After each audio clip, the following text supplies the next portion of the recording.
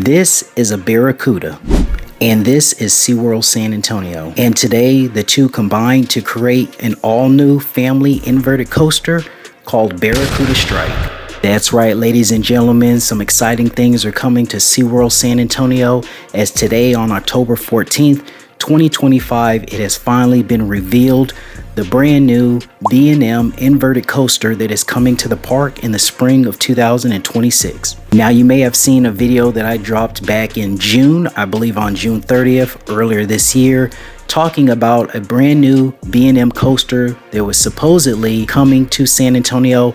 A bunch of news articles had written about it. There had been some filings that were on record about this brand new coaster that was nearly $9 million coming to the park in 2026, and today it has finally been announced. I'm going to give you guys a little glimpse of the ride and just talk about what we can maybe expect from this next year.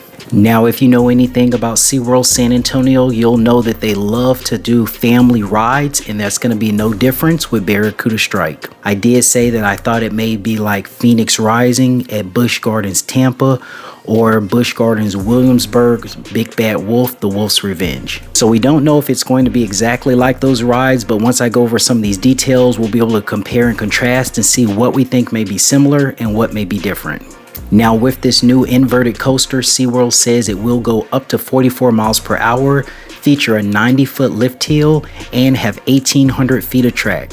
Now, there has not been much video put out or concepts put out, but if you go to SeaWorld's website, and I'm going to show it on the screen right now, they did give a little bit of a little demonstration of what the ride may look like. Didn't give an exact date, it just said it will be coming in the spring of 2026. Now, if you're familiar with SeaWorld San Antonio at all, you'll know that they love family type rides. This is actually going to be their 8th roller coaster and their 3rd family style coaster in as many years.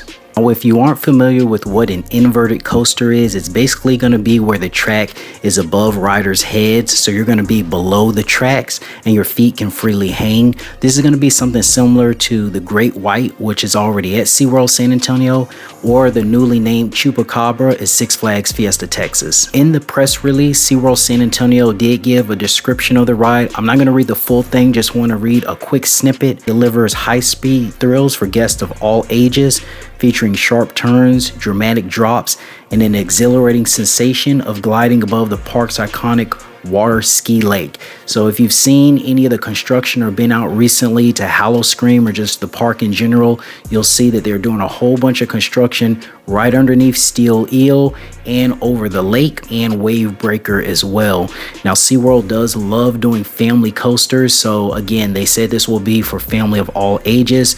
It does have a minimum height requirement of 42 inches. Now, obviously, the name of this ride, Barracuda Strike, is going to be related to barracudas, which are a long, thin fish with big, sharp teeth. I'm not sure how much theming they're going to incorporate into this ride, but I'm sure they're going to have some related to barracudas. So I'm excited to see what they come up with next year. Now, I just want to get into some of the differences and some of the similarities between the 3 rides. So we got Barracuda Strike at SeaWorld, Phoenix Rising, as well as Big Bad Wolf, The Wolf's Revenge. I'm going to pull a little chart up here so you can see what's different and what's the same in some of these rides. Now, the minimum height requirement for all 3 is 42 inches. For Phoenix Rising and Big Bad Wolf, it does say 77 inches as the max height, which is 6'5". I'm not sure on Barracuda what the max height is. All 3 of these are, of course, manufactured by B&M. The chain lift hill goes up to 90 feet on Barracuda. It's actually the tallest of the 3. On Phoenix Rising, it goes up to 80 feet and 67 feet on Big Bad Wolf. The length of them is anywhere from 1,800 feet to 2,500 feet, and speed is anywhere from 40 to 44 miles per hour. Now, obviously, SeaWorld San Antonio is not trying to do the biggest roller coaster, the fastest roller coaster. They're not trying to compete with Tormenta Run or anything like that. So this is going to be something strictly for families, something that mostly everyone can enjoy, and this is going to be perfect for what they're looking to do at the park. So that's all the news and information I have on Barracuda Strike right now. Really excited to see this one go up. Again, it's not going to be the tallest, the fastest, but this is perfect for what SeaWorld's looking to do, which is to attract more families to the park to ride their rides and see some of the marine life animals. I think it's going to be a perfect addition to the park, just like the Rescue Junior roller coaster that they recently implemented. I hope to see all of you guys out at the park. I will, of course, be putting out more videos soon at SeaWorld San Antonio and Six Flags Fiesta Texas. I've gone to Howl-O-Scream and Fright Fest multiple times. Still got plenty of videos to get out. Thank you so much for watching this video. Make sure you subscribe if you haven't already, and I'll see you in the next video.